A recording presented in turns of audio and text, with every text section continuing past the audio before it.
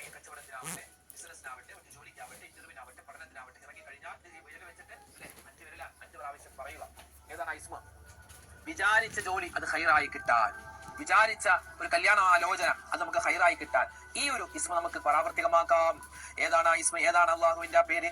യാ ഗനിയ്യു യാ മുഗ്നി യാ അല്ലാഹ്.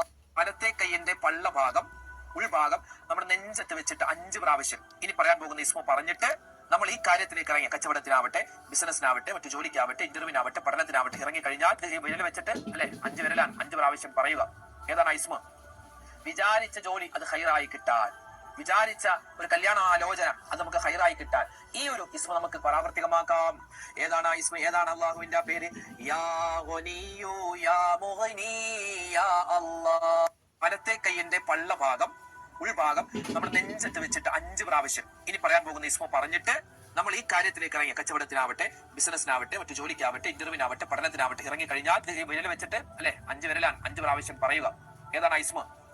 വിചാരിച്ച ജോലി അത് ഹൈറായി കിട്ടാൻ, വിചാരിച്ച ഒരു കല്യാണാലോചന അത് നമുക്ക് ഹൈറായി കിട്ടാൻ ഈ ഒരു ഇസ്മ നമുക്ക് പ്രാവർത്തികമാക്കാം. ഏതാണ് ഇസ്മ? ഏതാണ് അള്ളാഹുവിന്റെ പേര്? യാ ഗനിയ്യു യാ മുഗ്നി യാ അല്ലാഹ്. വലത്തെ കൈയിന്റെ പള്ള ഭാഗം,